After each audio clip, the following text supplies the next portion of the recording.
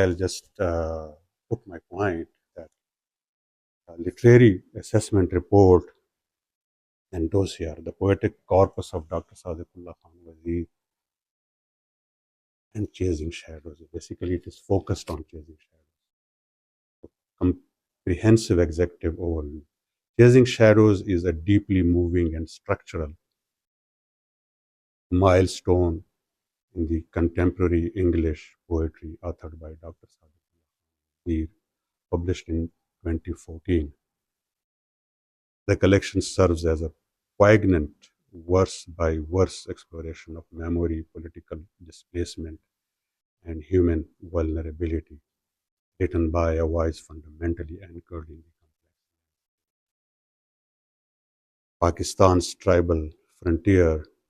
The text functions as both an intellectual diary and an aesthetic resistance against the historical violence. Brief biography of the author. Dr. Sadiqullah Khan Wazir hails from Wana, located in South Waziristan, a mountainous region in Pakistan's northwest borderland. A highly sensitive, medically trained doctor and a socially conscious intellectual, Dr. Khan belongs to a rare demographic of contemporary English language poets writing directly out of the Pashtun tribal belt.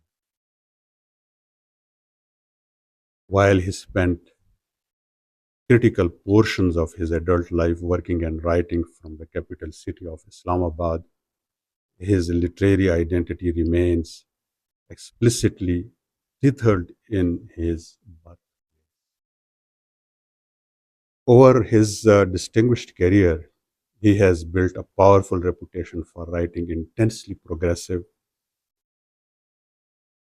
empathetic poetry that captures the struggles of the common individual caught in structural violence. His expansive bibliography includes 11 notable collections, most prominently featured through titles such as The Voices, Chaos of Being, Forgotten Song, and Orchard of Raining Petals. Background and origin. Waziristan in the deep south. By deep south, we mean the south, the global south. And then in the global south, it is further under layers of obscurity. We call it deep south. That to truly comprehend the weight of chasing shadows, one must understand its geographical and socio-political origin. South Waziristan, often referred to colloquially or politically as part of deep south region of Pakistan's frontier, Waziristan has borne the catastrophic brunt of global geopolitics, spanning from the colonial British forward policy to the modern post 9/11 war on terror. The landscape of conflict. Dr. Khan's homeland was transformed into a primary battleground for military operations, drone strikes, and militant upheaval. The poetry of witness. Rather than writing detached, abstract verse, Khan handles his poetry as an act of bearing witness. The physical reality of lonely, tired pathways, sudden civilian casualties, and uprooting of tribal communities injects a heavy, elegiac tone into his writing, grounding high literary English style in localized visual identity and publisher blurb. The aesthetic presentation of Chasing Shadows frames it as an intimate, self-reflective record of human consciousness. Both its layout and its promotional narrative support this focus.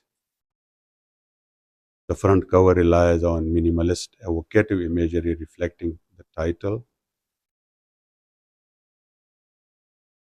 It features a stark interplay of light and deep shadow, evoking a sense of passing time, fleeting memories, and ghostly historical traces. The art sets a somber, meditative mood symbolizing a search for clarity, a landscape obscured by dust. For me, cover has always been very important. And in my this journey of writings, publishing, cover has been a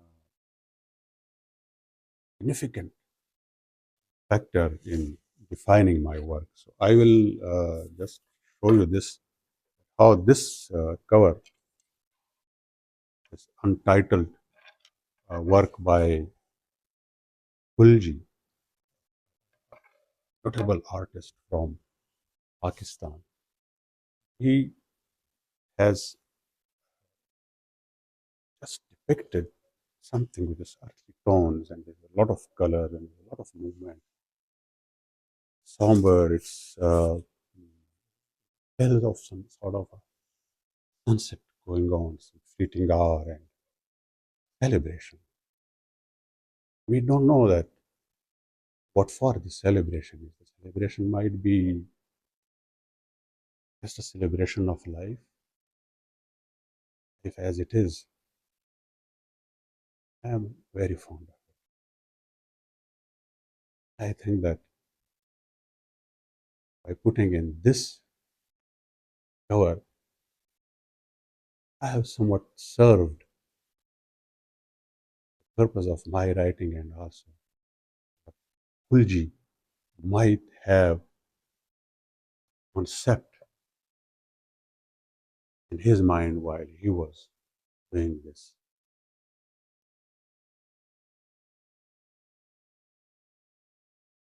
Official book blurb: contemporary poetry par excellence, each word crowns an underlying boom of reality, spread around a little above half a year of biographical account. Book was written in 6 months' time,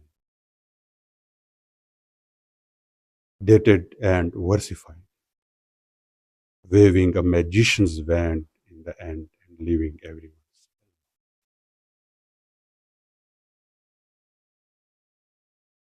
Core thematic architecture. Chasing Shadows functions essentially as a versified diary covering a little over 6 months of autobiographical reflection. Poems are explicitly dated, creating an ongoing timeline of external observation across three main themes. The boom of reality. Khan balances high literary romanticism with abrupt, striking encounters with death and conflict, juxtaposing beautiful natural motifs with the stark, cold tallies of war casualties entering his home. Existential longing versus illusion. As the title suggests, Chasing Shadows serves as an overarching metaphor for human pursuit, whether chasing lost love, political peace, or spiritual meaning, framing hope as a necessary intellectual and cultural grounding. The drought of Khan's writing grieves a drought of intellectual. Khan's writing grieves drought of intellect in an era dominated by violence. He writes with profound sorrow about the bequeathed generation of hapless souls, using his poetry as an urgent vehicle to preserve human sensitivity. Formal report for consideration by the Nobel Committee for Literature. Co-recommendation. Dr. Sadiqullah Khan Wazir's expensive body of work meets the highest idealistic criteria established by Alfred Nobel.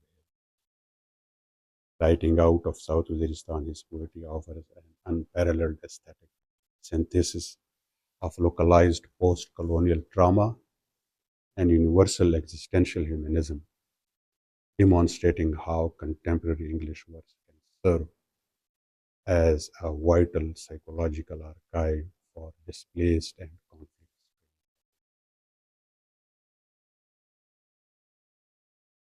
Tangible merit metric analytical justification and evidence. The diaristic architecture, composed over a focused period of slightly more than 6 months, the dated entries capture the day by day fracturing of human consciousness under continuous duress without the artificial clarity of hindsight. This is important in a way that generally poetry is written, works of art, or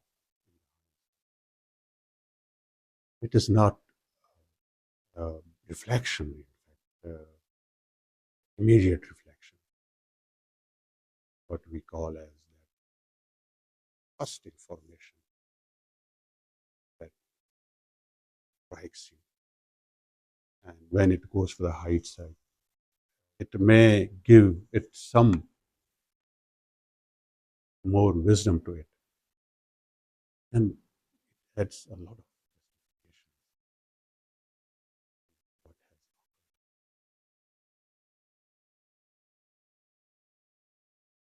emulsion of reality. The stylistic signature relies on a stark juxtaposition, weaving classical romantic aesthetic nature, passing seasons with an abrupt collision with structural civilian trauma. Anti-ethnographic cognition rejects the commercial exploitation of war as a spectacle, instead focuses entirely on the quiet internal damage and intellectual resilience of his community. This is important. There had been a time this last decades or more, a lot of literature has come out, journalistic in nature, talking of trauma, because that had been selling in the market. And in this writing or in this poetry, since I had been writing this literature here, even people were not conscious of that damage or trauma. And now when I read that, it comes to me in the form of either memory or haunting rupture